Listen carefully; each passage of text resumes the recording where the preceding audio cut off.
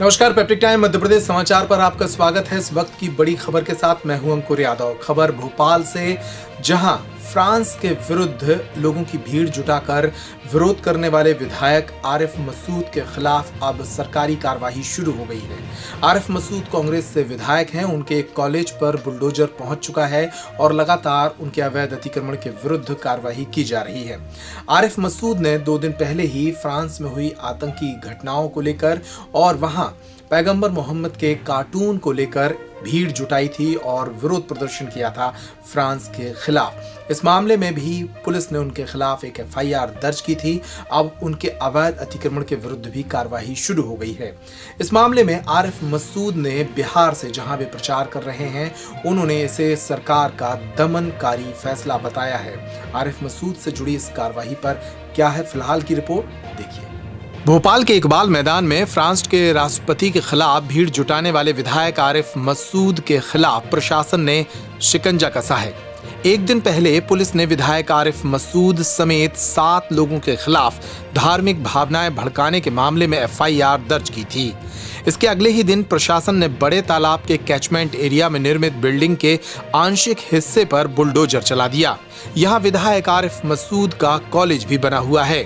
3 घंटे में 2 बार यहां बुलडोजर चलाकर अलग अलग जगह स्थित सीढ़ी, बाथरूम आदि तोड़े गए। एहतियात के तौर पर बड़ी तादाद में फोर्स तैनात किया गया है। दोपहर 12 बजे तक कार्रवाई जारी रही। इस बीच कांग्रेस विधायक आरिफ मसूद ने कहा कि मेरा शांतिपूर्ण प्रोटेस्ट था, मैंने कभी किसी धर्म के बारे में बुरा नहीं माना। सरकार दमन की कार्रवाई कर रही है। मुझे कल रात में एक प्रेस के जरिए पता चला कि मेरे ऊपर एक धारा और एक मुकदमा दायर कर दिया अलग से 153 का। मुझे अफसोस हुआ क्योंकि मैं समझ नहीं पा रहा कि मेरा एक प्रोटेस्ट था, शांति का प्रोटेस्ट था। 25,000 लोग जमा हुए और मैंने कभी किसी के धर्म के बारे में बुरा नहीं बोला।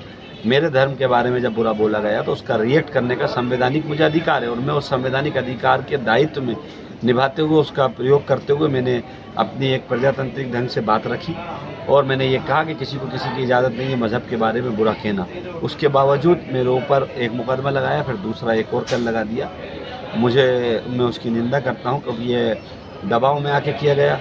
दूसरा भी दोबारा मुझे जानकारी मिली कि मेरा महाविद्यालय का भवन, जो कि डीम्ड परमिशन है, जिसकी न्यायालय से परमिशन मिल चुकी है, उस भवन के हिस्से को आज तोड़ दिया, जबकि उस पर हाईकोर्ट का स्टे था।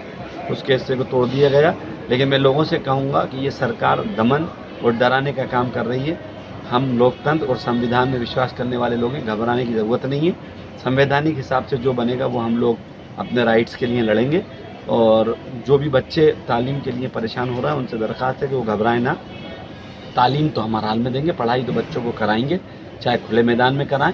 अगर परमिशन मिलेगी तो बिल्डिंग बनाएंगे, नहीं मिलेगी तो खुले मैदान में कराएंगे, लेकिन बच्चों को पढ़ाएंगे ज़रूर।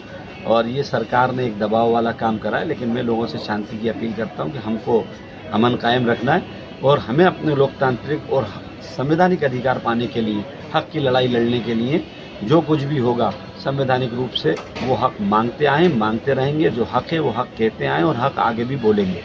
उल्लेखनीय है कि खानू गांव में आरिफ मसूद का एक कॉलेज है। खानू गांव में सबसे पहले गुरुवार सुबह कार्रवाई के लिए नगर निगम अमला और पुलिस बल मौके पर पहुंचा था। यहां पर मसूद का कॉलेज भी है। विरोध को देखते हुए 200 से अधिक पुलिस अधिकारी और निगम अमला यहां तैनात किया गया। मध्य प्रदेश के गृह मंत्री नरोत्तम मिश्रा ने भी इस कार्रवाई का सपोर्ट किया है। उन्होंने कहा कि अवैध अतिक्रमण के विरुद्ध कार्रवाई जारी रहेगी। आप खुद ही कह रहे हो अवैध अतिक्रमण है, तो हटेगा। अवैध को हटना भी चाहिए। अगर अवैध होगा तो जिला प्रशासन की कार्रवाई है। मुझे को अभी तक समझ में नहीं आया कि आदरणीय मसूद जी ने यहाँ पर वो कार्यक्रम क्यों किया भोपाल में। फ्रांस की घटना थी, ज़्यादा गुस्सा था तो फ्रांस चले जाते, या क्या फ्रांस में अल्पसंख्यक लोग नहीं हैं क्या? यहाँ तो पंच टाइम नमाज पढ़ी जा रही है, नमाज पढ़ने का समय है सबको। मध्य प्रदेश में तो कहीं कोई दिक्कत ही नहीं थी। जबरदस्ती सांप्रदायिकता क्यों फैलाने की कोशिश कर रही है कांग्रेस? और कमलनाथ जी ने क्या एक्शन लिया? मूल सवाल तो ये है, कमलनाथ जी खामोश क्यों रहे उस पर? क्या वो जायज था? क्या जायज था तो बताएं, गलत था तो बताएं। फ्रांस की घटना का मध्य प्रदेश या देश से क्या लेना देना था? जब मकबूल फिदा हुसैन ने हमारे देवी देवताओं के चित्र बनाए, वो तो देश में थे, तब भी कुछ ऐसा कह देते तो समझ में आता कि सांप्रदायिक सौहार्द की कोशिश करते रहते हैं। इसी तरह से एक बार वो सिमी के लिए बैठ गए थे धरने पर। अब इस तरह का जो कृत्य है मेरे हिसाब से तो ठीक नहीं है जो वो भोपाल में करते हैं। नहीं, कार्रवाई तो कानूनी कार्रवाई, जो कानून के दायरे में आएगा, जो गलत होगा उसके ऊपर कानून का राज है मध्य प्रदेश में, यहाँ तो कार्रवाई होगी। तो इस रिपोर्ट में इतना ही। पैप्टिक टाइम मध्य प्रदेश समाचार पर खबरों का सिलसिला लगातार जारी है। अगर अब तक आप हमारे चैनल को सब्सक्राइब नहीं कर पाए हैं तो अभी कर लीजिए। हम लगातार खबरें आप तक पहुंचा रहे हैं। फेसबुक पर इस स्टोरी को देख रहे हैं तो पेज को लाइक और फॉलो कर लें। गूगल प्ले स्टोर से आप हमारे ऐप को भी डाउनलोड कर सकते हैं। नमस्कार।